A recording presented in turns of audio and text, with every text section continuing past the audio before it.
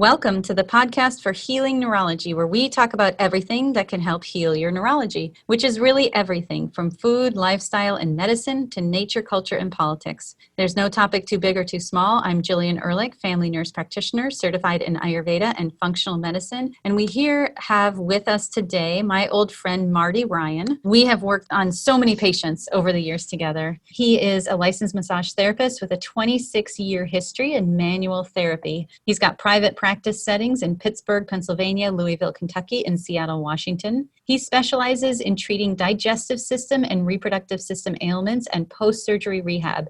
And he often works together with functional medicine, naturopathic medicine, and acupuncture providers to provide more thorough care for patients. Marty has taught belly massage and palpatory anatomy seminars across the United States and internationally since 2003. He has also served on the faculty of the Seattle Massage School, the Northwest Institute of Acupuncture and Oriental Medicine, and a physiotherapy college in Poznan, Poland. He'll be teaching at the Therapeutic Training Center March 13th and 14th, 2021 in Seattle, Washington. And we'll get you that link if you'd like to sign up for that course. I'm sure will be fabulous. He'll be doing visceral applications to low back and pelvis pain, as well as breath optimization and other bowel symptoms and dysfunction treatments. He is dedicated to bringing the world of the abdomen and viscera into a whole new light, and he blends high-impact learning strategies and visceral anatomy information to integrate whole body systems physiology into belly massage. Seriously, how often do you touch and love your belly? His seminars are presented with joy, laughter, gratitude, studiousness, clarity, and fun. He is here to invite you to love your guts, and you can find out more about him and his programs at Marty Ryan, MartyRyan,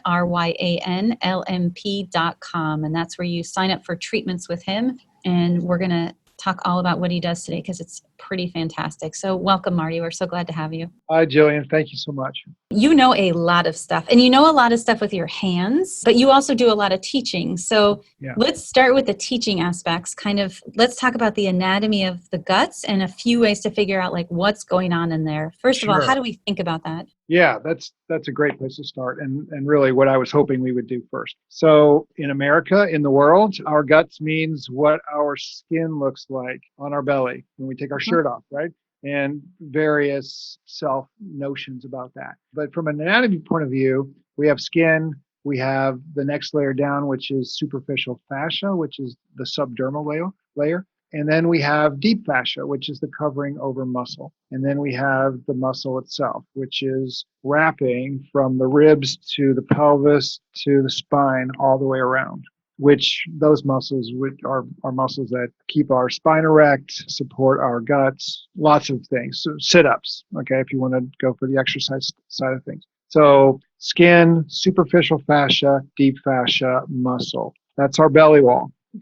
So, and then the next layer down is a bag around our organs. So that's called the parietal peritoneum. And it's a membranous, like saran wrap membrane, like a bag that goes from the diaphragm all the way to the spine, covering the bladder, back to the belly wall, and around like that. So inside of that bag is most of our abdominal organs. The exceptions being things like kidneys, adrenal glands, bladder, uterus, pancreas.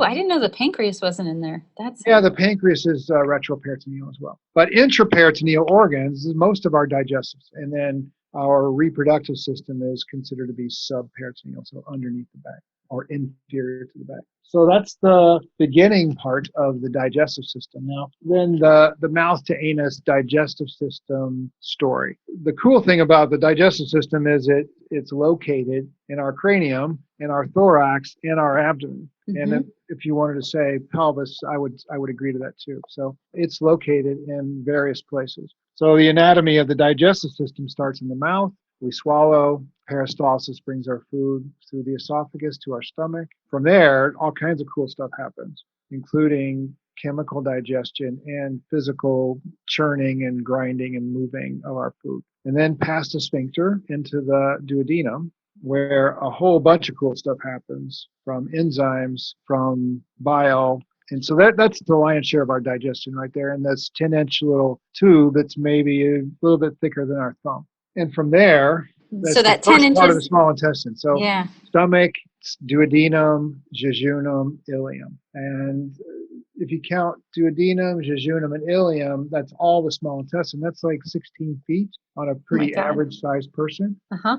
Maybe Shaquille O'Neal has a 20-foot one. Uh-huh. Maybe somebody really small or a child would have something shorter, but 15, 16 feet of small intestine. It takes up a lot of space. And we really need all of that surface area to do the job that it does. So the duodenum is the car wash, if you will, and the long chain to shorter chain molecule breakdown area.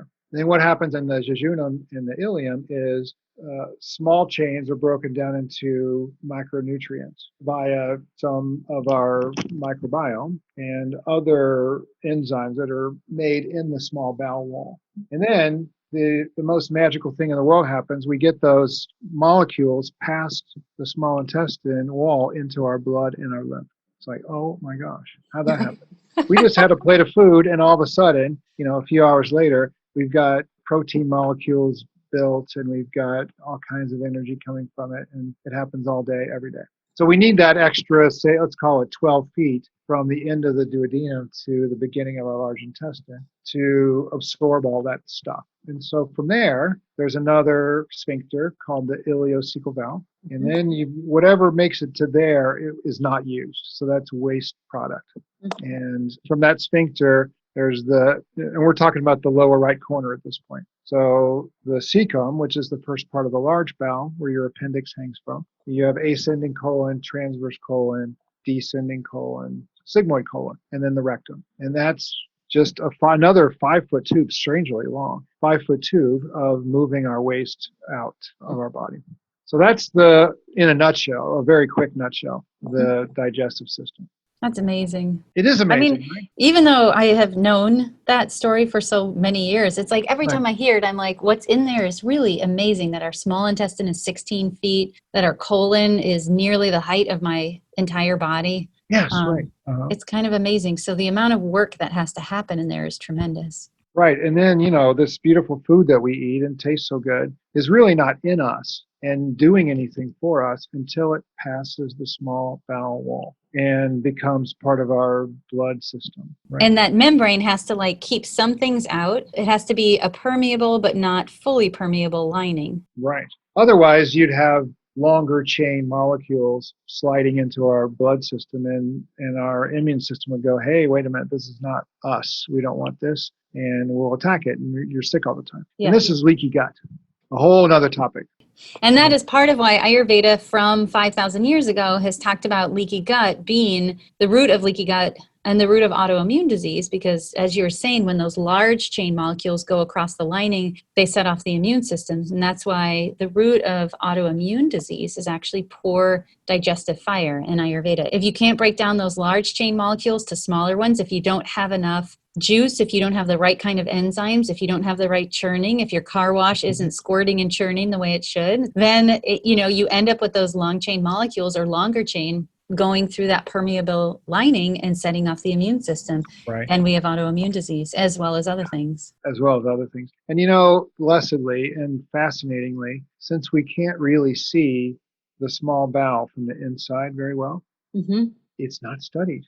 And it's not considered part of the usual suspects list. But you're exactly right, because there's the sphincter at the bottom of the stomach. So if you have an endoscopy, it's a tube down your throat that can go pass through your esophageal sphincter and look at your stomach. And we can check for H. pylori, and we can do biopsies, and we can look actually even for mast cell counts, all that stuff. But you don't go through the pyloric sphincter at the bottom of the stomach into the small intestine. And if you have a colonoscopy, you're coming up from the bottom and you can look through the colon, but it stops at the cecum. It's the last thing, you can't even get that far, really. You're just in the colon. So the small intestine remains that black box, which I think is why small intestinal bacterial overgrowth has been the new hot topic. Everybody has SIBO because it's maybe it's in the mystery organ. It's most likely in the mystery organ. The dark side of the moon is what I like to call it. Wow. Tell us more about that. Yeah. So, if we can't see it, it doesn't really exist in the world of medicine, right? And it's 15 feet long, and there's so much cool stuff in there. Yeah. But even with the pill camera or the pill endoscopy, which is not that old, the imagery is not great. because they can't clean it out like they can clean out the large bowel. And so, I mean, there'd have to be some major anatomical compromise to see that with this pill camera that it's lucky to get through, frankly. But then being able to actually diagnose something is another story. In addition to that sac, we've got all those other organs that sit in there. They do the squirting and the churning. So there's also the liver, the Sure. gallbladder. So the liver and gallbladder manage bile, which is not an enzyme, but more like a fat molecule. What's the word for fat and water when they mix before they split again? It's kind of like a soap. It's kind of like a soap, exactly. Bile helps the enzymes, the lipase enzymes, to break down fat. You know, the pancreas makes all of our digestive enzymes. Well, then there's the messaging from the duodenum to the gallbladder that says, hey, there's fat coming, so send me some bile now, please. Mm-hmm. And the pancreas also makes bicarbonate, which manages the pH of the material for the stomach. So there's a whole lot going on in there, which reminds me, of course, like of a Whipple surgery. Folks with pancreatic cancer get half their pancreas removed, their duodenum removed, their gallbladder removed, and it's kind of like they just scooped out this massive, backhoe into the middle of their abdomen, and they still make it. It's incredible. So then other ancillary organs, I think that's really about it. I mean, the spleen doesn't really play a role in digestion, and the kidneys obviously don't either. So, and then the reproductive system is another whole beast. Can we talk a little bit about the supportive cells of the digestive system as well as the abdomen itself? Because you mentioned a little bit about fascia. Sure. Can you talk to us a little bit more about what those supportive structures are, what they're made of, how they function? It's a great question. Thank you. I love this part because I'm remembering as a child, and I would ask my mother, so how do all of our organs stay in the right place? And of course, she had no idea, right? I mean, I'm jumping up and down all day. I can hang upside down for as long as anybody needs to do that. And yet, when you stand back up, all your organs are still in the sort of right place. Even postpartum women, right? I mean, their uterus has moved all their organs up into their throat, essentially.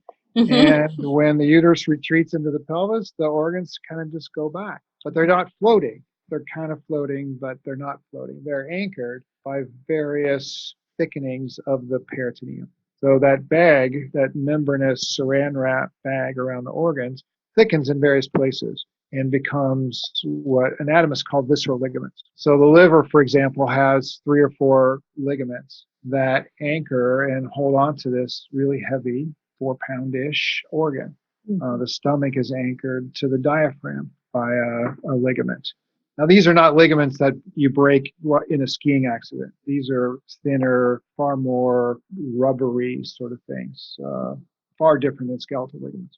But then our small and large intestine are the coolest ones in my mind because they also not only hold on to long tubes, but they also make sure that the tubes don't crimp and fold to, in a bad way. But they also hold on to blood vessels, lymph vessels, and nerves. So the architecture of the organ is both an anchoring, but it's also a holding on to the utilities for that organ. And for example, the 15-foot long small intestine, if we didn't have the mesentery, that thing would just be pretty much on our bladder all day. And then we couldn't get any of those nutrients out of the tube into our blood because the mesentery holds on to all that, capillaries, blood capillaries, lymph capillaries. So the mesentery is kind of like a scaffolding, is that right? Correct. It's a scaffolding, but it's more like, but it looks like coral in the Great Coral Reef. Because it's kind of undulating and curled back and forth on each other. And so things like small bowel adhesions, for example, many of those adhesions are between those liquidy, curtainy folds of mesentery. Look in your room and kind of guesstimate where 15 feet is. It's pretty much corner to corner in most people's rooms. And make that a tube as long as your thumb or as wide as your thumb and stick it in your abdomen. And that's your small intestine. Yeah. And it's got to have access to blood vessels, lymph vessels, and nerves on every inch of it. And so that scaffolding then essentially has to hold things in place because even though the liver is 4 pounds, if you jump the amount of force that you land with is going to pull that much more than 4 pounds. So those things have to be held in place, but then they also have to be movable and Movable. mobile, Progress. especially as a bolus of food comes through. Sure. Yeah. And we can't have too much food sitting in one place too long. Otherwise we get spasms. Yeah. So that's to me, that's magic.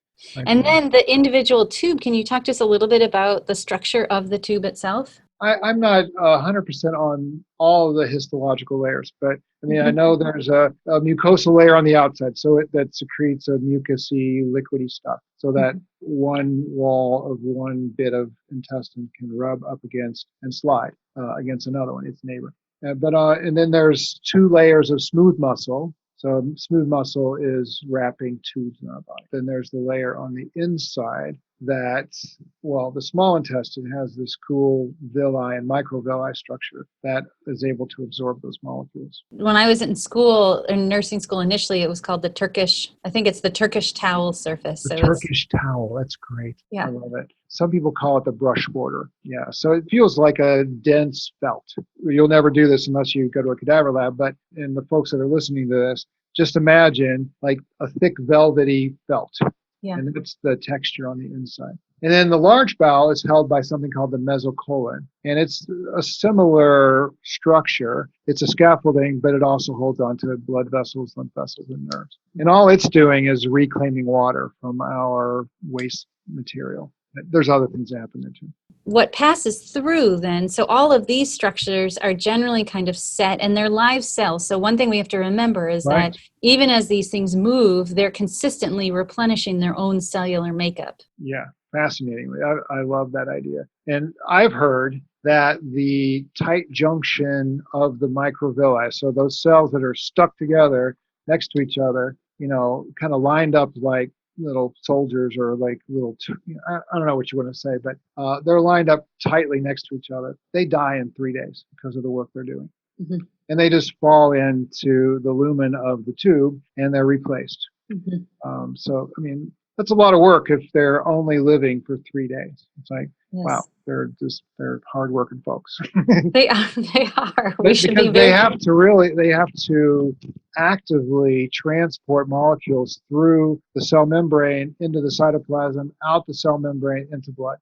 Yes. They're not sliding in between the cells. They're going through the cell. And that is how they have to be broken down small enough. So that's part of what happens with leaky gut is that zonulin protein between those epithelial cells, if that zonulin gets broken down, then larger molecules can slide between them. Correct. And that's when our immune system has a conniption fit. Yeah, conniption fit, sure. And then it's a long process of decreasing inflammation and improving the metabolic structure of the inside of the small bowel. Yeah. That can take a while. And then we've got our microbiome. So that's another whole layer in there from stem to stern. Pretty much. I mean, and there's a lot of microbiome in the world, but, in this discussion, the microbiome in the small intestine is critical because it breaks down sort of like shortish but not digestible molecules into digestible molecules. Yeah. So the stuff that the enzymes broke down into these shortish kind of smaller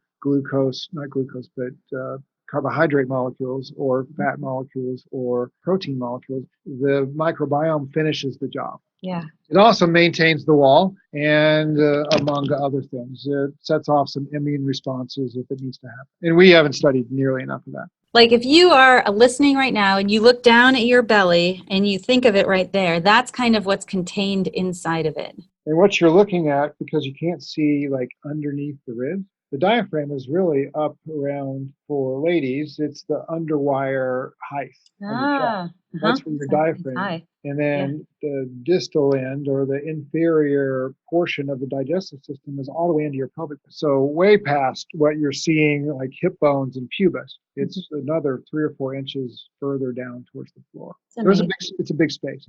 And then if you put your hand on, say, right over your navel, you're going and you push gently, of course, push towards your spine, you're at lumbar 3. Back, behind the navel is lumbar 3. Below that, between navel and pubis, is lumbar 5.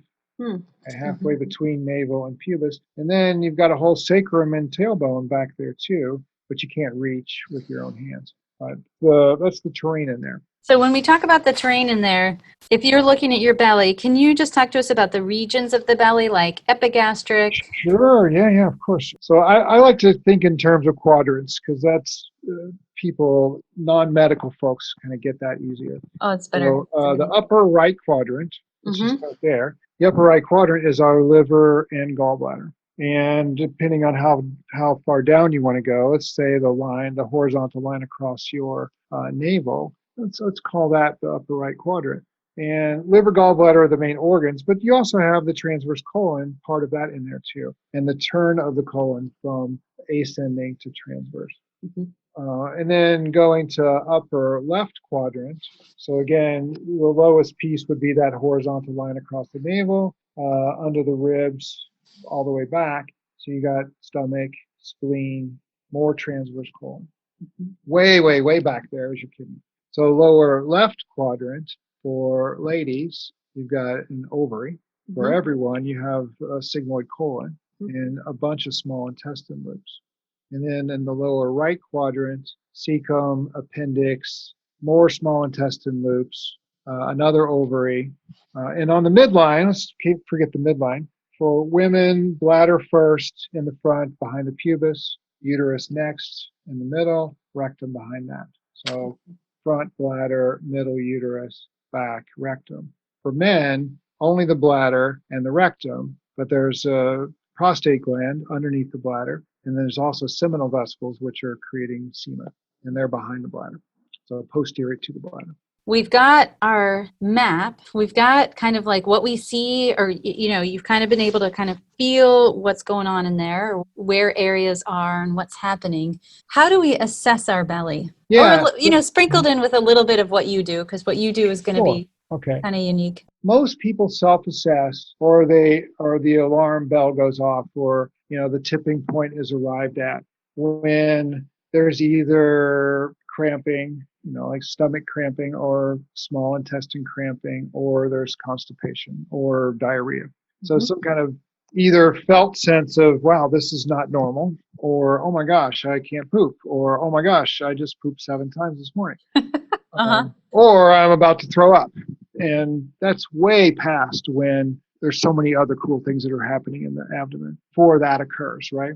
So, backing away from those, let's call them nearly acute presentations. Bloating is another self-assessment tool that a lot of people don't care for. They don't like the look. It's not comfortable. My own theory around bloating is smooth muscle contracture, not big tubes full of fluid. Like the small intestine isn't like filling like a balloon. That's not what's happening, guaranteed. What I really think is that blood and lymph capillaries are contracting, smooth muscle around the small intestine loops are contracting, and gut motility has decreased, as well as fluid circulation has decreased as well. So that means that you've got a whole system that's not moving very well, and it gets a little bit bigger and fuller and turgid and hard feeling. Most people go, well, I wonder what's going on. I don't like that. And what I sell them is this notion of hitting the deflate button. Let's deflate that a little bit. Let's see if we can get something to change. And my intention at that point with my hands is to tell the nervous system in the gut to relax and let that smooth muscle contracture go back to a normal state, so that the aperture of capillaries, blood and lymph capillaries, as well as the aperture of the small intestine lumen is bigger. How do you do that? Where's that deflate button? Yeah, where is it? That's a good point. Where is that button? It's kind of magic at that point, I know, but it's about moving slow, and it's about, in my mind, when I'm working, I am trying to, if your hand, look at your left hand for a moment and just let your fingers sort of squeeze together. And I'm trying to pull those fingers apart and let the knuckles relax and move and let some space happen between all of those digits. And that's essentially, if you connect one finger to the next, like a loop, like a hose, that's your small intestine. What you're doing right Ah, now is what I'm thinking about. And so, so okay. when my fingers can separate those loops, those Hmm. small intestine tubes, I am changing the way blood gets to the wall of the bowel. Hmm. I am changing the nervous system because it's all in there together. And I'm hopefully changing the way the smooth muscle is making that tube sort of narrow and hard to pass through. Yeah. Tremendously satisfying to see it happen.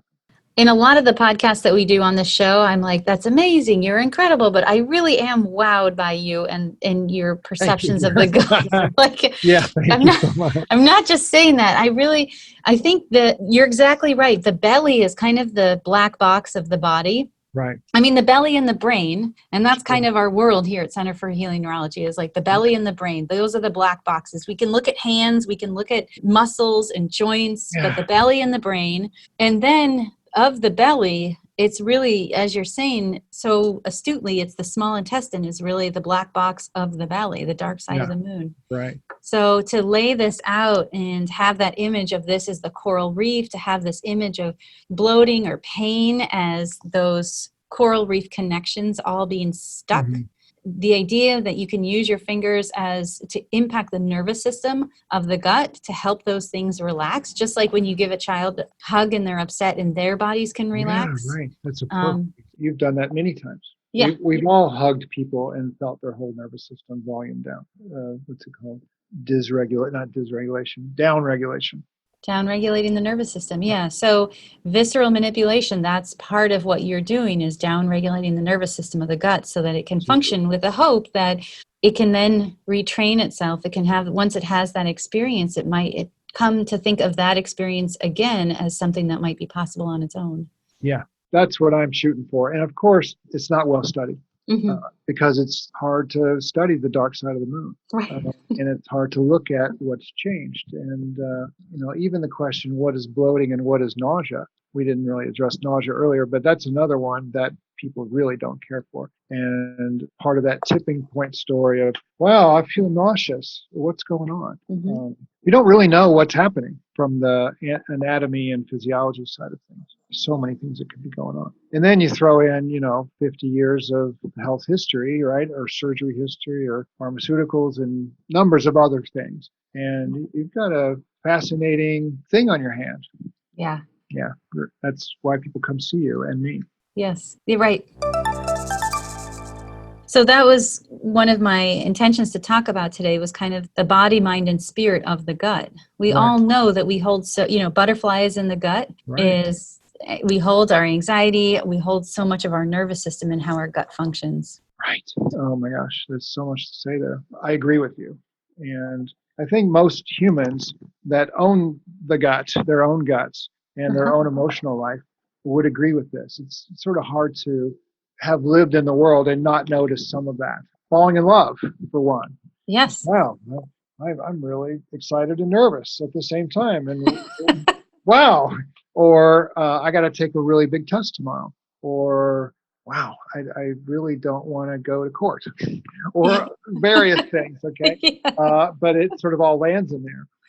But anxiety, for one, is just a huge one. And I like to draw a 5-inch belt around people's upper abdomen. And that the high edge of the belt may be at that underwire of the bra area, and then 5 inches below that, and just wrap that belt all the way around. And and I call that the anxiety zone. Mm-hmm. And that includes the whole stomach, ice or pyloric sphincter, duodenum area, plus also the liver, gallbladder, spleen, stomach. Mm-hmm. It's our upper abdomen. Mm-hmm. And I mean, one of the things that I've always worked on, and since I've specialized here, is acid reflux. It's huge. I mean, it's Yeah. billions and billions and billions of dollars of Yes. money spent on pharmaceutical interventions. And really, if we just ate slower and got up and moved a little bit more instead of sat in front of this computer for 10 hours a day and not breathed, and then did some exercises at home and laughed a little bit more, Yeah. I mean, a lot of it would be a lot better. I mean, I'm Yeah.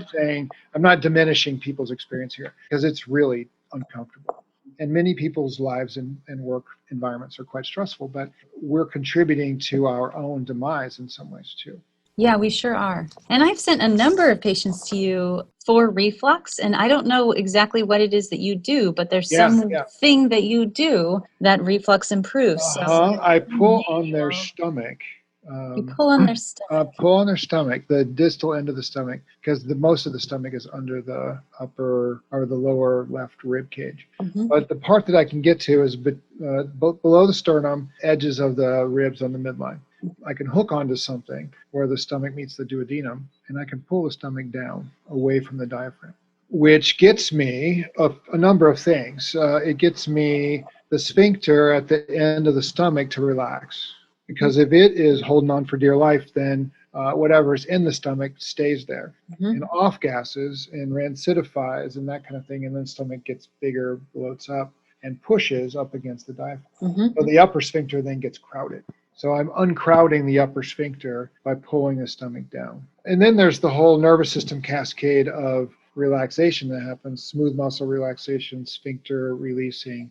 So there's lots of gurgling and borborygmus that happens too, which is my signal that says, oh, I got it. I'm getting something to happen here. But I mean, the last number I've read is $50 billion a year in acid ameliorators in America. Yeah, they're one of the highest selling. Yeah. My goodness. Yeah. Yeah, and some people are on them for years. And they Yeah. were originally developed to mitigate or to help with gastric ulcer meds. They're supposed to be like a 2-week thing while you're taking those H. pylori meds, and then you're not supposed to take anymore. But they found out that people were also not having so much acid reflux, and so they sell the heck out of that stuff. Yeah. And it just completely compromises the rest of the digestive system. Are people able to learn this? Like, are they able to do this to themselves? It's a little tricky to pull your own stomach down. One, it's just our hands are not built to be there really easily, even when we're laying on our back.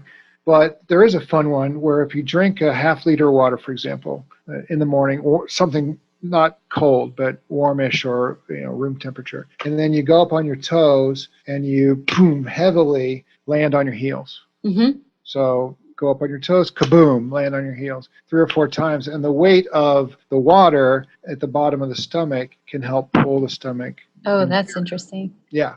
So that's a really cool, easy something for the morning. The stomach's empty and it's it doesn't take long. The other one, really easy thing to do, or simple thing to do, I should say, is eat slower. Okay. And eat slower away from nervous system stimulating activities like the news or yeah, or that last email you have to write, or a difficult Zoom meeting or something stressful.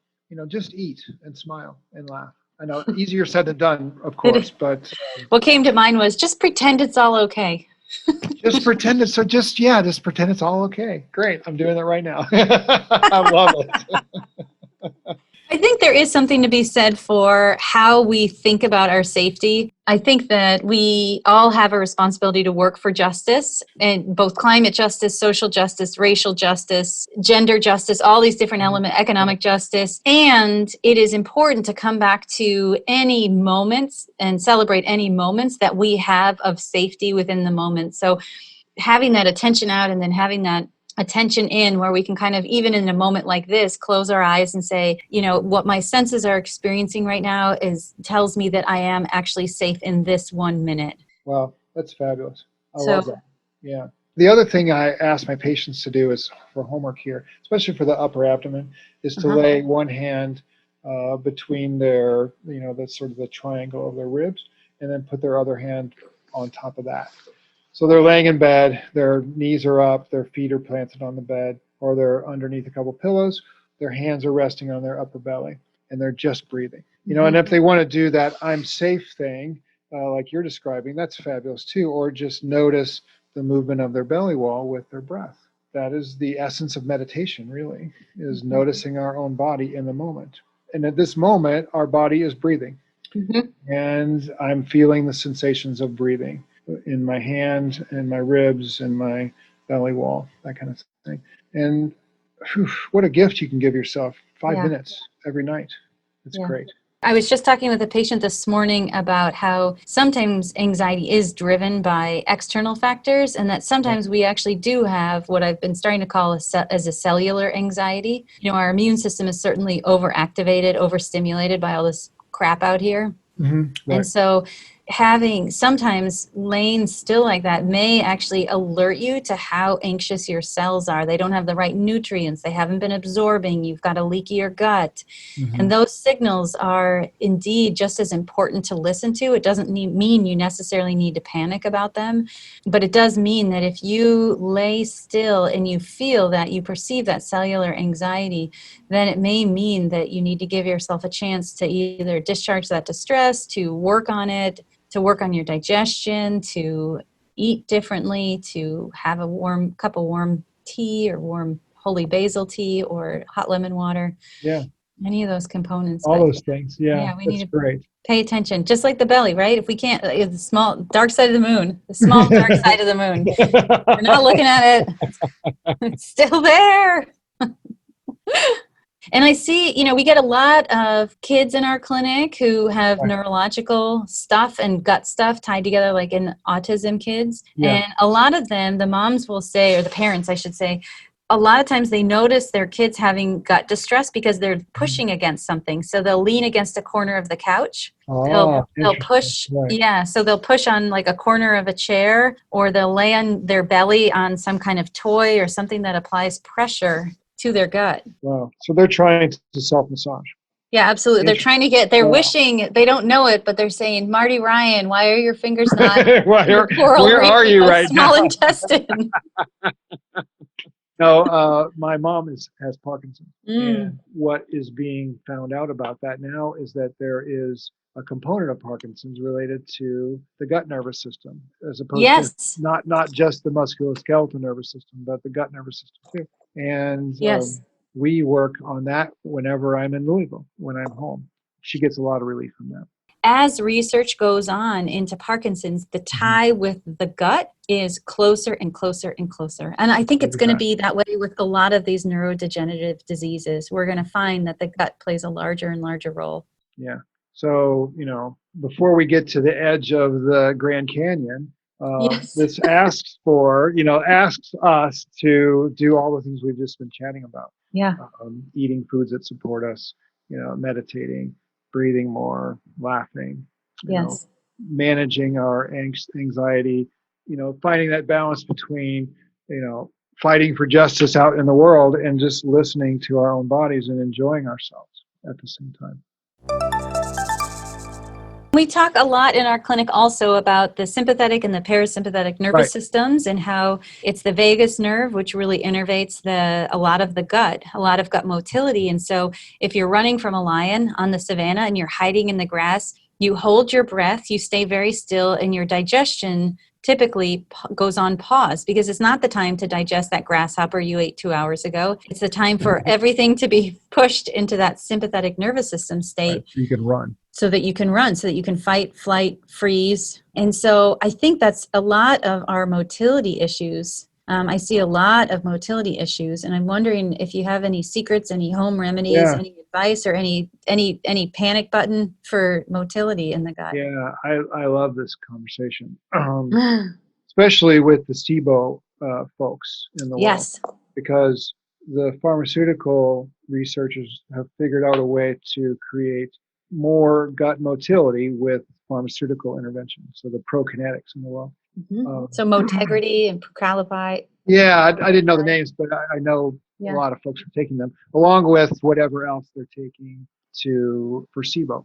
But I can create better gut motility with my hands. And I can also treat the ileocecal valve, which is from the small to the large intestine interface, which I find to be just rock hard on most SIBO patients. And it's like, this is the end of the road and you can't go any further. And so then things slow down, and that last 6 to 12 inches of small intestine becomes sort of a brewing zone. So changing the IC valve's ability to open and move stuff through is a big contribution, I think, with manual therapy. That's pretty But also incredible. that sort of separating the fingers metaphor that we used earlier.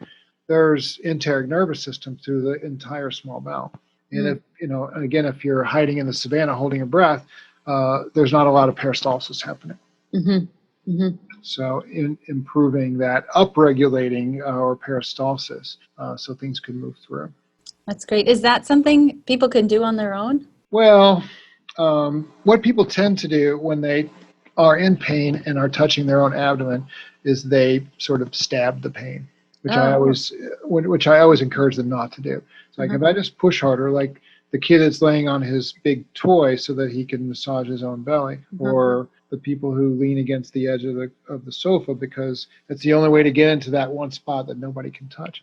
Upregulating peristalsis and downregulating the enteric nervous system is a softer touch than that.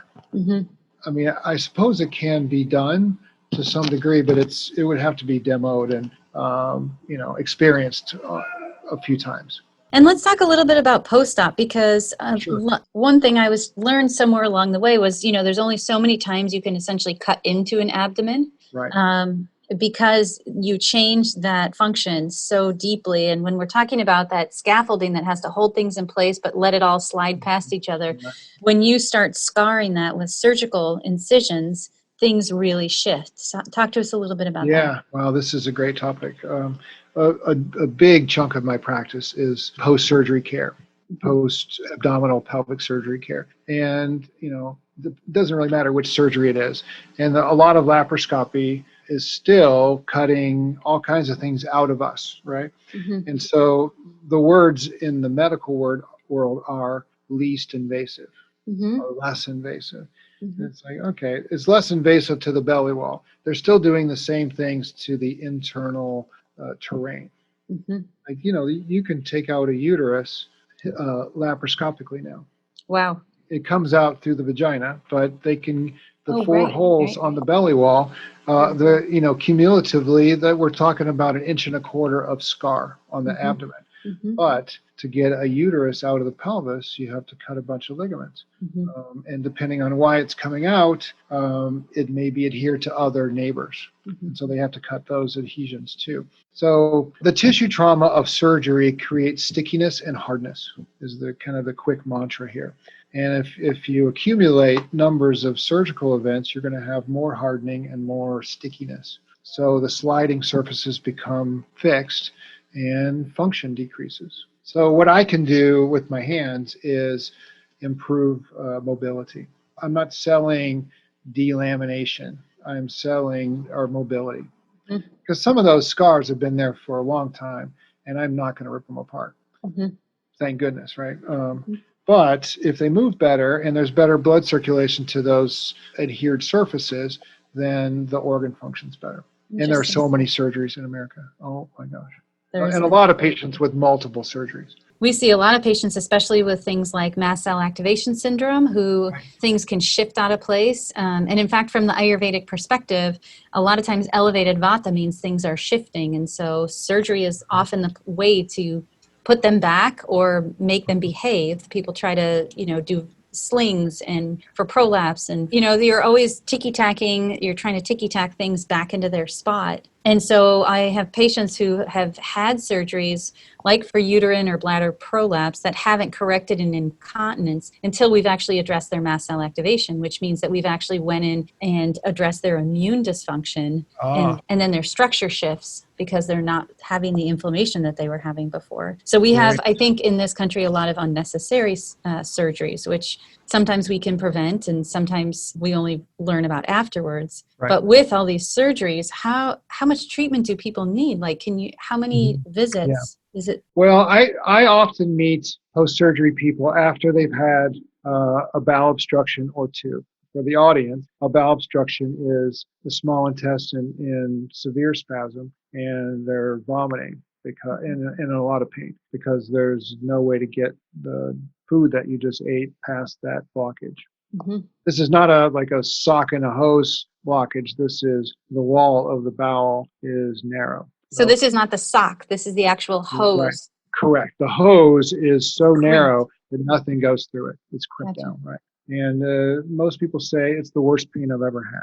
They're in the hospital, they get muscle relaxants, they get pain meds. Sometimes they're there for a couple of days. Sometimes they get bowel resections even to mitigate that obstruction, which of course then creates more tissue trauma and more adhesion. If you talk to folks like emergency room nurses or anesthesiologists, you'll hear this is the most common readmission post-surgery is Right. bowel obstruction.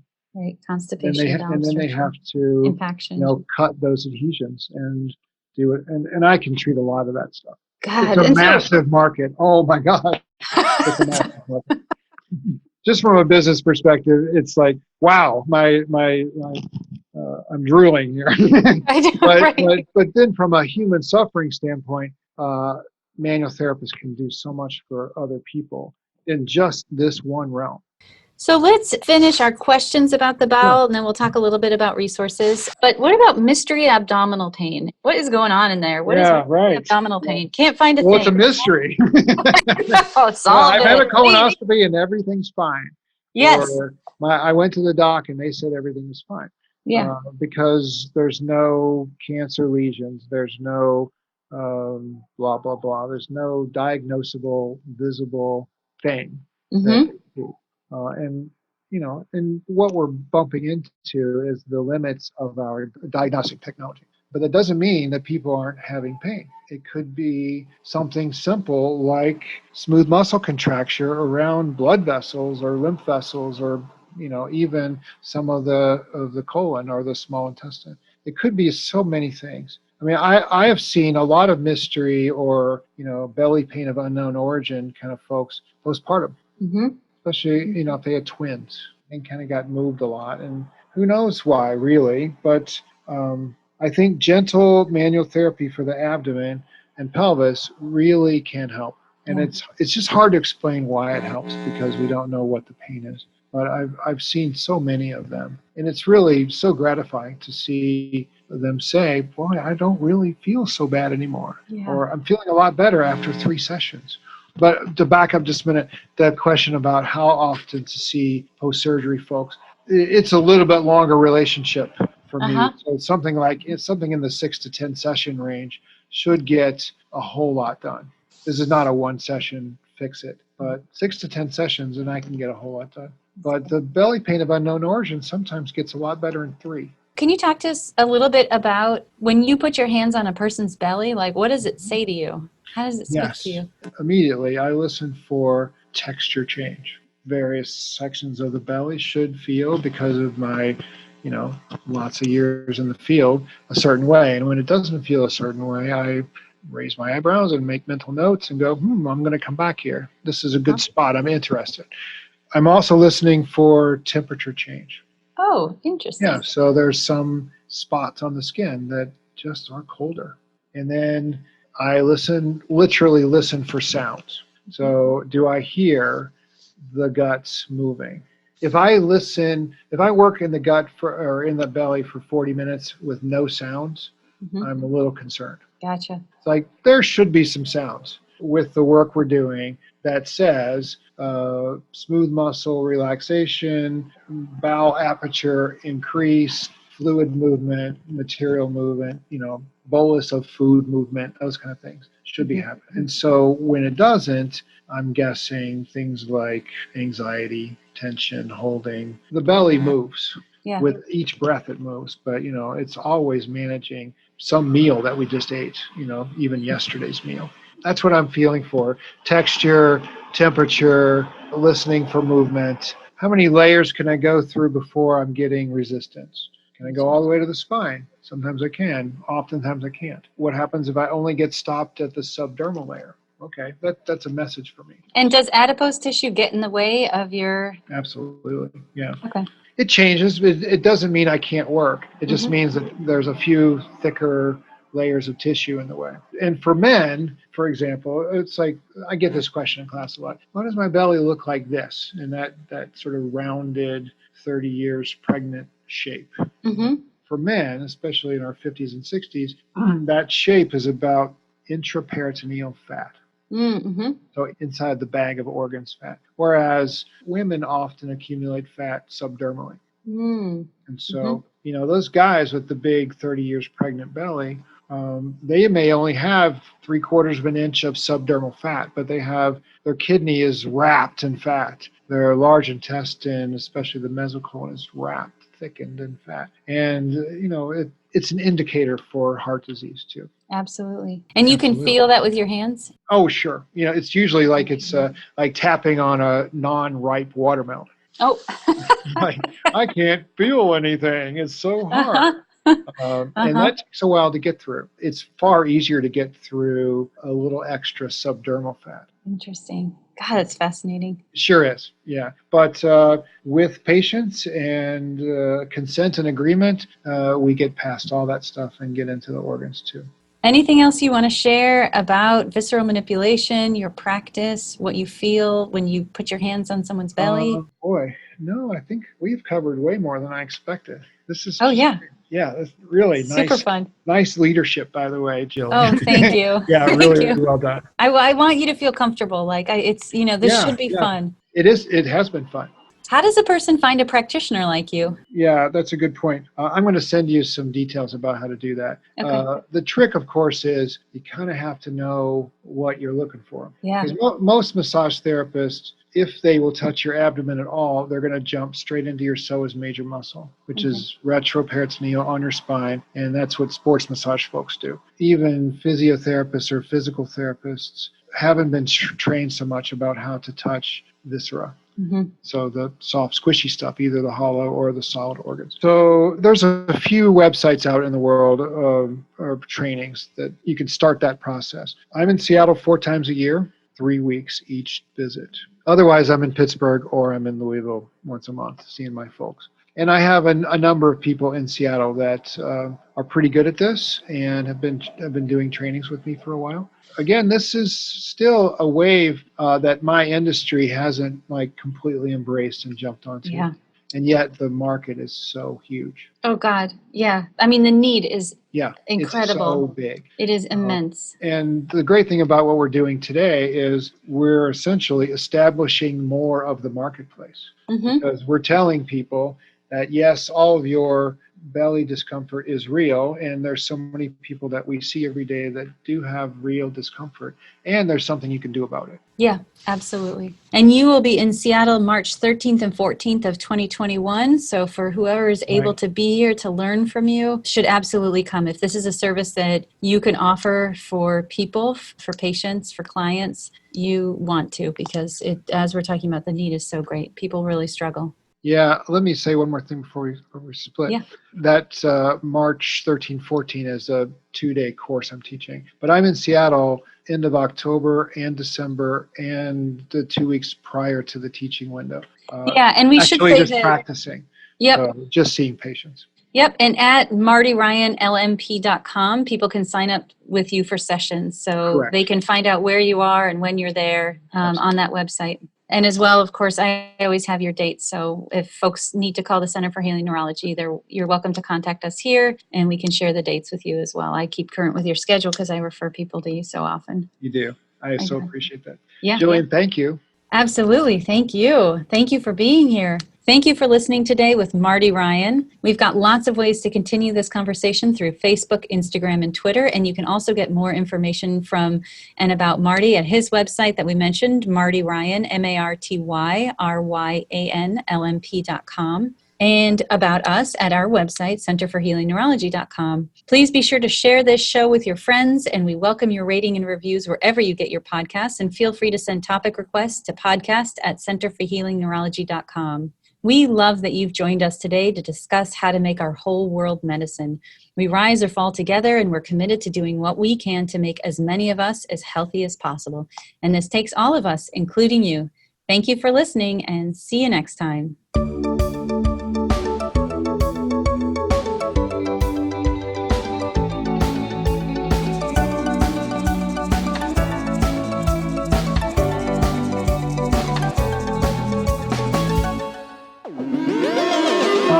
Fish Media. Partyfish Media acknowledges that it operates and records on indigenous Duwamish and Puget Sound Coast Salish land that is still home to the Duwamish tribe. This land is stolen in violation of the Point Elliott Treaty of 1855. We are committed to uplifting the name of these lands and community members from these nations who reside alongside us. For more information on this land, its people, or ways you can help, visit duwamishtribe.org or realrentduwamish.org.